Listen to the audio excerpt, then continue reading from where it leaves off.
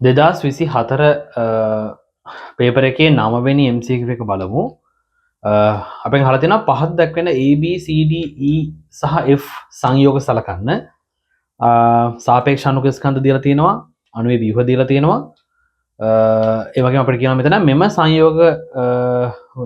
සංයෝගයන්හි තාපාංග විචලනය දල වශයෙන් වඩාත් හොඳින් පෙන්වනු ලබන ප්‍රස්ථාරය මොකක්ද කියලා අපෙන් අහනවා.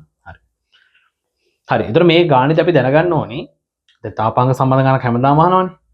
අපි දැනගන්න ඕනේ මේකේ තාපාංග කියන්නේ මොකක්ද? තාපාංගය සඳහා බලපාන සාධක මොනවද? මේ සාධක ඇසුරින් කොහොමද මේකේ තාපාංගය ලබා ගන්නේ? හරි. ඔය තමයි බලන්න ඕනේ. ඉතින් මම තාපාංගය මොකක්ද කියලා කියා දෙන්නම්. තාපාංග කියන එකේ සරල අර්ථකීමක් කියා දෙන්නම් මේ විදිහට. හරි. තාපාංගය කියලා කියන්නේ අපි දන්න විදිහට සාමාන්‍යයෙන් අපි දන්න විදිහට තාපාංගය කියලා කියන්නේ ද්‍රවයක් නටන උෂ්ණත්වය කියලා දන්නේ. ද්‍රවයක් නටන උෂ්ණත්වය. හැබැයි රසායන විද්‍යාවේ ඔකට ගැඹුරු අර්ථකීමක් තියෙනවා. අපි කියනවා ද්‍රවයක වාෂ්ප පීඩනය බාහිර වායුගෝලීය පීඩනයට සමාන අවස්ථාවේදී ද්‍රවය තුල පවතින උෂ්ණත්වය තමයි අදාළ ද්‍රවයේ තාපාංගය කියලා කියන්නේ. හරි. අද ද්‍රවයේ තාපාංගයට පත් වුණාට පස්සේ ඒ ද්‍රවයේ සෑම තැනකින්ම ද්‍රවාංශ වාෂ්ප කලාපයට ගමන් කරනවා. හරි. පොඩ්ඩක් පැහැදිලි කරොත් මෙන්න මේ වගේ. හරි. හිතන්නකෝ මේ තියෙන ද්‍රව ජල නීතියක් කියලා හිතන්න. මේ තියෙන ද්‍රව ජල නීතිය. මේ ද්‍රව ජල නීතිය තුල ද්‍රව ජලය තියෙනවා. මේ ද්‍රව ජලය තියෙනවා. හරි. හිතන්න මේ ද්‍රව ජල නීතියට මම යටින් හරි තාපය ලබා දෙනවා. අපි හිතමු ගින්දර මගින් තාපය ලබා දෙනවා කියලා හිතමු. මේ වගේ ගින්දර මගින් තාපය ලබා දෙනවා. හරි. එතකොට කරන්නේ මොකද්ද? මේ තාපය මගින් මේ ද්‍රවාංශු, ද්‍රව ජලාංශු ශක්තිය උරා ගන්නවා. ශක්තිය උරාගෙන මේ ද්‍රවාංශු වල ශක්තිය ගොඩක් වැඩි වෙනවා. හරි. මේ ද්‍රව ජලාංශු තමයි මේකේ තියෙන්නේ. මේ ද්‍රවාංශු වල ශක්තිය ගොඩක් වැඩි වෙනවා. හරි.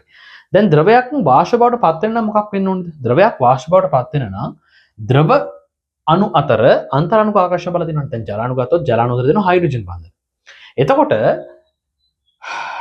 ද්‍රවයක් වාෂ්ප බවට පත් වෙන්නේ මේ ද්‍රව අණු අතර තියෙන අන්තරාණුක ආකර්ෂණ බල බිඳෙන තරමට තමයි. අන්තරාණුක ආකර්ෂණ බල බිඳුනට පස්සේ ඒ ද්‍රව අණු එකිනෙකින් වෙන් වෙලා හරි වාෂ්ප කලාපයට ගමන් කිරීමක් සිද්ධ වෙනවා. එතකොට මේ ද්‍රව අණු අතර තියෙන අන්තරාණුක ආකර්ෂණ බල නැත්නම් අපි කියනවා ඒ ද්‍රව අණු අතර තියෙන බන්ධන වර්ග බිඳෙන නම් කොහෙන් හරි ශක්තිය අවශෝෂණය කරගන්න ඕනේ. ඒතර මෙතෙන්දී මේ ද්‍රව ජල නීතියට පහලින් අපි තාපය සපයනකොට තාප ශක්තිය මෙයා අවශෝෂණය කරගෙන මෙයා ද්‍රව අණු අතර තියෙන අන්තරාණුක ආකර්ෂණ බල බිඳහෙරලා අන්න වාෂ්ප කලාපයට ගමන් කරනවා. හරි. ද්‍රවයක් වාෂ්ප බවට පත් වෙනකොට ඒ ද්‍රවයේ වාෂ්ප බවට පත් වීම වළක්වන ප්‍රතිරෝධී බලයක් තියෙනවා වායුගෝලය මගින්. වායුගෝලයේ උඩ තියෙනවා වායු අංශු. මේ වායු අංශු මගින් මොකක් වෙනවද? පහළට වායුගෝලයේ තියෙන වායු අංශු මගින් අංශු වල බර මගින් මේ වගේ පහළට බලයක් ඇති කරනවා. හරි. දැන් මේ වායු අංශු මත අංශු වල බරක් තියෙනවනේ වායුගෝලයේ වායු අංශු වල බරක් තියෙනවනේ. ඒ වායු අංශු වල බර පහළට වැටෙනකොට මේ පහළ තියෙන ස්තර මතට බල ඇති කරනවා. එතකොට මේ වායුගෝලයේ මේ ද්‍රව පෘෂ්ඨයට උඩින් තියෙන වායුගෝලයේ බර නිසා පහළට ඇතිවන බල මගින් මේ ද්‍රව ස්තරය පහළට තෙරපගෙන තමයි මේ විදිහට ඉන්නේ. හරි. මේ විදිහට වායුගෝලයේ වායු අංශ වල තියෙන බර මගින් මේ පහළට දෙන බලය මගින් මේ ද්‍රව පෘෂ්ඨයේ මතු පිට ස්තරය පහළට තෙරපගෙන තමයි ඉන්නේ. එතකොට මේ ද්‍රව අංශු වලට වායු කලාපයට ගමන් කිරීමට ප්‍රතිරෝධී බලයක් විදිහට පහළට ඇති වෙනවනේ බලයක්. මේ තියෙන වායුගෝලයේ බර නිසා ඇති වෙන බලය. එතකොට යම් අවස්ථාවකදී හෝ මේ ද්‍රවාංශු වායු අංශු බවට පත් වෙනව නම් කරන්න ඕනේ දේ තමයි මේ උඩින් ඇති වෙන තෙරපුම් ප්‍රතිරෝධී බලය අභිබවා යන්න පුළුවන් උත්ප්ලාවකතාවයක් ලබා ගන්න එක. හරි. එතකොට අපි යටින් ගින්දර දෙනකොට තාපය දෙනකොට මේ ද්‍රවාංශු තියෙන ද්‍රවාංශු වල තියෙන ද්‍රවාංශු අතර තියෙන අන්තරාණුක ආකර්ෂණ වල බිඳහෙලලා මේ ද්‍රව අදාළ අංශු වල චාලක ශක්තිය වැඩි වෙනවා තාපය ලබා දෙනකොට. ඒ චාලක ශක්තිය සහ එක විවිධාකාර විදිහට ශක්තිය අවශෝෂණ තාපය මගින් මෙයා ශක්තිය අවශෝෂණය කරගෙන මේ අන්තරාණුක ආකර්ෂණ වල බිඳහෙලා වායු කලාපයේ ද්‍රවාංශු අතර අන්තර බල බිඳහෙලලා ඒවා ද්‍රව කලාපයෙන් වායු කලාපයට ගමන් කිරීමක් සිද්ධ වෙනවා මේ ප්‍රතිරෝධී බලය මැඩගෙන. ඔක තමයි ද්‍රවයක් වාෂ්ප වෙනවා කියලා කියන්නේ ඇත්තටම. හරි. තාපාංකයේදී වෙන්නේ මේ ද්‍රවයේ සෑම තැනකම තියෙන ද්‍රවාංශයකට පුළුවන් වාෂ්ප කලාපයට ගමන් කරන්න. එතකොට එහෙම නිර්මාණය වෙන වාෂ්ප කලාපයක් මේ තියෙන්නේ. ඒ දොන්න දැන් තාපාංකයට පත් වුණාට පස්සේ මොකක් වෙනවද? මේ ද්‍රවය වාෂ්ප බවට පත් වෙනවා. එතකොට මේකට ආසන්න වාෂ්ප කලාපය තුළ වාෂ්ප පීඩනයක් නිර්මාණය වෙනවා. අන්නේ වාෂ්ප පීඩනය බාහිර වායුගෝලීය පීඩනයක් සලකන්න එක වැඩි කිරීම 10 පැස්කල් කියලානේ. නැත්තම් 1 atm කියලා සලකනවනේ අපිනේ. හරි. එක වැඩි කිරීම 10 පැස්කල් නැත්නම් 1 atm කියලා සලකනවා. එතන මෙන්න මේ වායුගෝලී බාහිර වායුගෝලීය පීඩනයට මෙන්න මේ ද්‍රවය මගින් ඇති කරන වාෂ්ප පීඩනයේ සමාන අවස්ථාවේ ද්‍රවයේ උෂ්ණතර අපි කියනවා ද්‍රවයේ තාපාංගය කියලා. දැන් ජලය නම් මේ තාපාංගය සෙල්සියස් 100යි.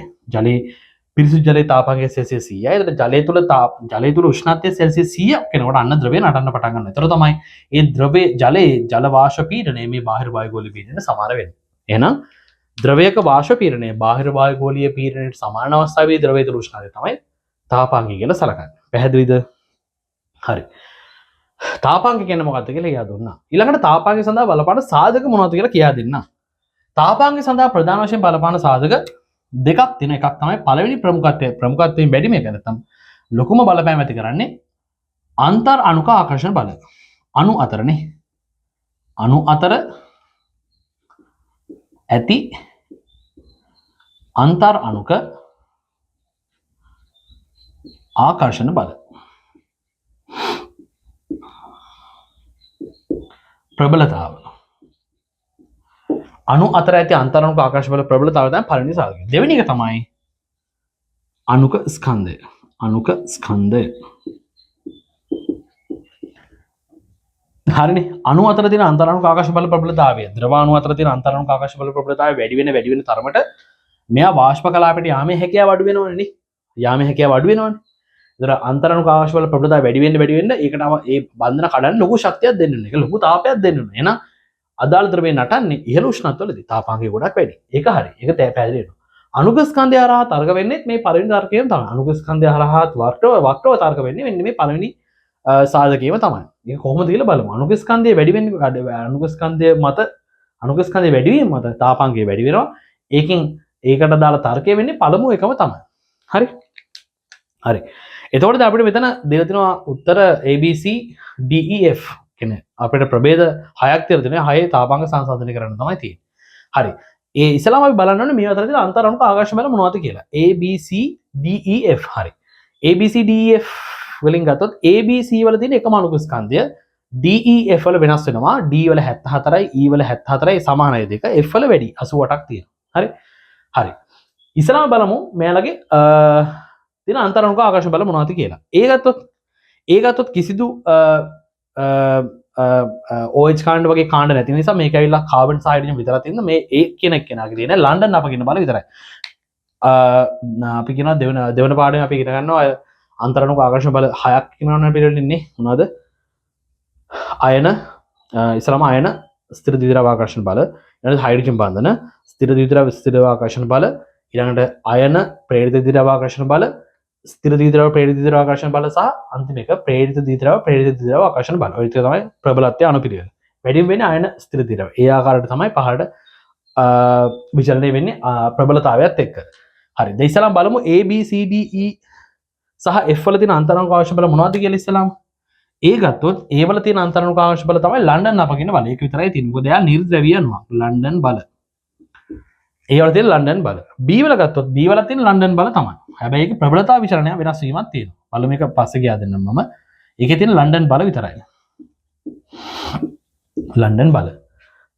C ගත්තොත් අන්න යාගේ ස්ථිර ද්විද්‍රව ආකර්ෂණ බල සහ ලන්ඩන් බල කියන දෙවර්ගයම තියෙනවා. මොකද CHO කාණ්ඩයක් තියෙනවා. C ඩබල් බොන්ඩ් OH කාණ්ඩයක් තියෙනවා. හරි. ඒක කියන්නේ ඇල්ඩිහයිඩ් කැලලක් තියෙනවා. ඒ කියන්නේ අනිවාර්යයෙන්ම යාගේ ස්ථිර ද්විද්‍රව ආකර්ෂණ බලට අමතරව ලන්ඩන් බලක් තියෙනවා. හරි. අපි දත්තොත් ඕනම ප්‍රභේදයක් අතර ලන්ඩන් බලය ඇති වෙන්න පුළුවන්. නිර්ද්‍රවීය හෝ ද්‍රවීය ඕනම ප්‍රභේදයක් අතර අමතර බලයක් අතර ලන්ඩන් බලය ඇති වෙන්න පුළුවන්. මේ වෙලාවෙන් තියෙන ලන්ඩන් බල විතරයි. මේක ගත්තොත් ස්ථිර තමයි ප්‍රධාන බල වර්ගය, අන්තර් අණුක බල වර්ගය මේකේ ලන්ඩන් බලක් තියෙනවා. DE සහ F ගත්තොත් D ගත්තොත් අන්න යාගේ OH කාණ්ඩයක් තියෙනවා නම් හයිඩ්‍රජන් බන්ධන තියෙනවා. ඒ වගේම ලන්ඩන් බල තියෙනවා.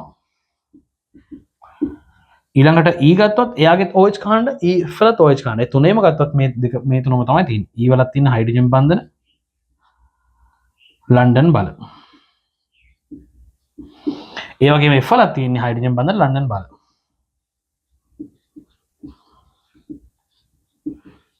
හරි. ඉස්සෙල්ලා මේ බල වර්ග තුන සංසන්දනය කරගෙනමු අපි. ඉස්සෙල්ලාම ගත්තොත් හයිඩ්‍රජන් බන්ධන. ප්‍රබලත්වයෙන් වැඩිම බන්ධන වර්ගය හයිඩ්‍රජන් බන්ධන. හයිඩ්‍රජන් බන්ධන තමයි ප්‍රබලත්වයෙන් වැඩිම බන්ධන අන්තර් අණුක ආකර්ෂණ බල වර්ගය. ඊට පස්සේ ගත්තොත් ස්ථිර ද්විද්‍රව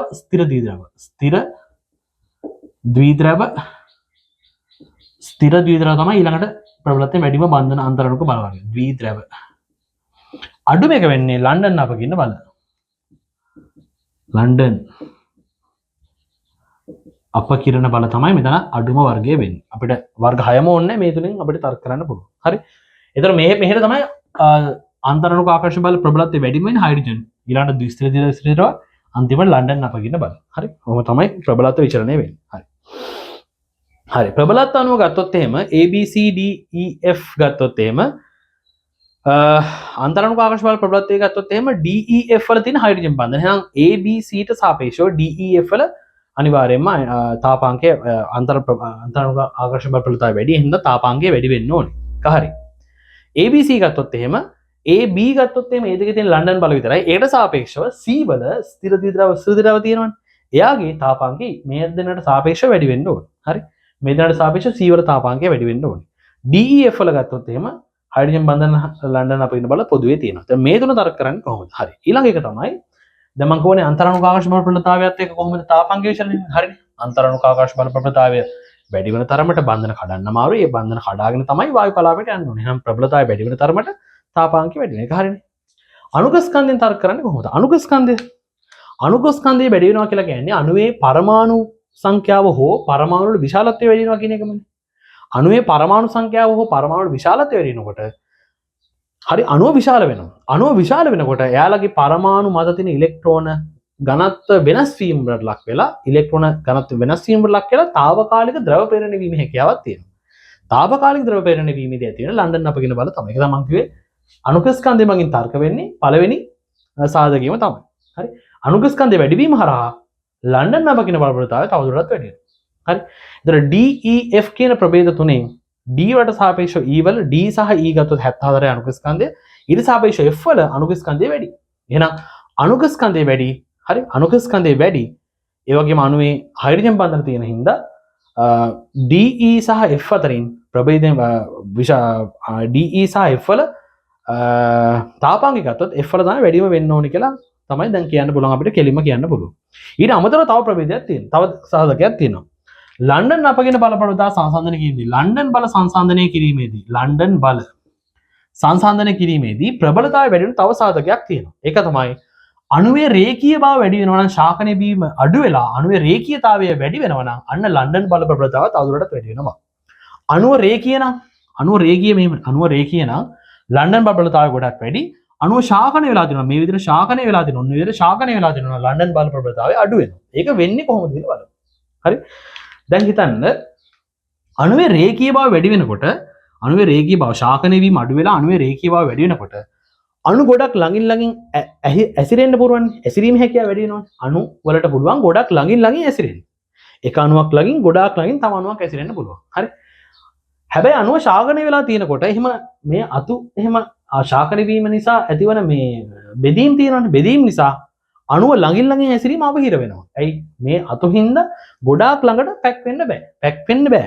ළඟින් ඇසිරීමේ හැකියාව අඩු වෙනවා. ඒ නිසා මොකක් වෙනවද? රේඛීය අණුවල ගොඩක් ළඟින් ඇසිරෙන නිසා මෙයා අණු දෙකක් අතර පෘෂ්ඨ හොඳින් ස්පර්ශ වීමේ හැකියාවක් තියෙනවා. අණුව රේඛීය වන තරමට අණු දෙකක් අතර ස්පර්ශන පෘෂ්ඨ වර්ග බලය ගොඩක් වැඩි. හැබැයි අණුව ශාකනය වෙලා තිනකොට අණුව ළඟින් ඇසිරීමේ හැකියාව අඩු වෙන නිසා අණුවේ ස්පර්ශන පෘෂ්ඨ වර්ග බලය ගොඩක් අඩු වෙනවා. අණුවේ ස්පර්ශන පෘෂ්ඨ වර්ග බලය වැඩි වෙනවා කියන්නේ ඒ අතර ලන්ඩන් ආකර්ෂණ බල හදාගැනීමේ හැකියාව ගොඩක් වැඩි කියන්නේ. හරි.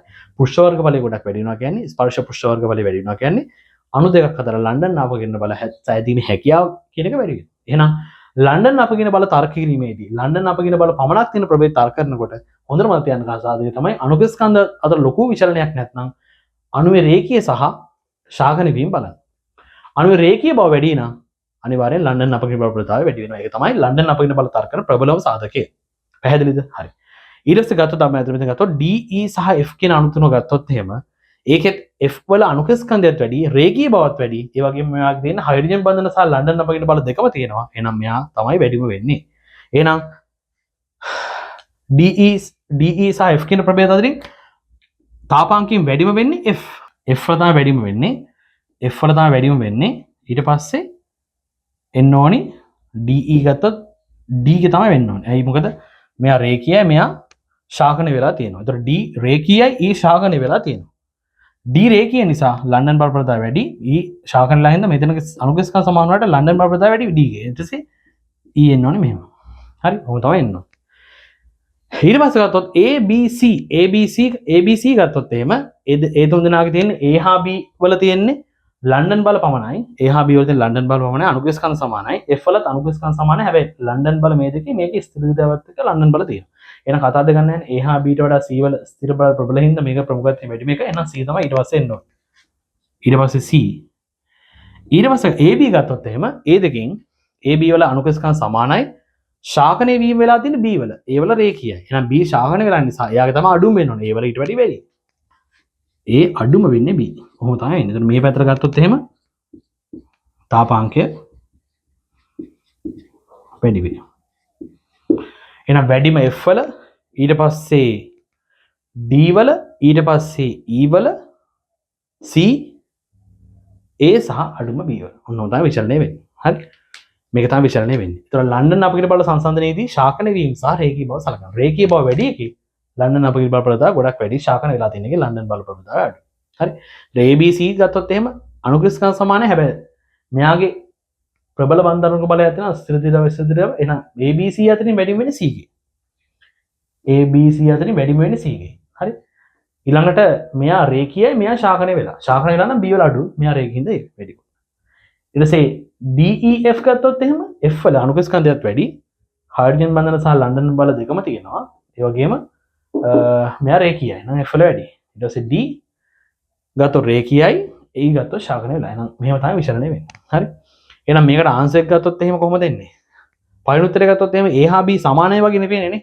A හා B සමාන වෙන්න බෑ. ඒ නිසා ඒක කෙතෙන්ම අයින් කරලා දාන්න පුළුවන්. දෙවෙනි එකේ A ට වඩා B අඩුයි. හරි. A වැඩි B අඩුයි. ඊට පස්සේ ආපහු C A හා B A හා C සමානයි නේද? A හා C සමාන වෙන්න බෑනේ.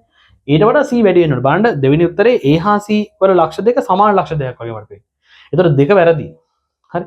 තුනේ A ට වඩා B අඩුයි, B ට වඩා C වැඩි, ඊළඟ D වැඩි, E අඩුයි. D ට වඩා E අඩුයි, F වැඩි. හරි. එහෙනම් උත්තරේ 3 තමයි එන්න ඕනේ. හතරේ මොකද්ද ප්‍රශ්නේ තියෙන්නේ? ඒකෙත් A හා B සමානයි. A හා B සමානයි. එතනින්ම අයින් කරලා දාන්න පුළුවන්. පස්වෙනි උත්තරේ A ට වඩා B ඒට B අඩුයි B වඩා B හා C සමානයි වගේ. ඒත් බෑනේ B හා C සමාන වෙන්නේ.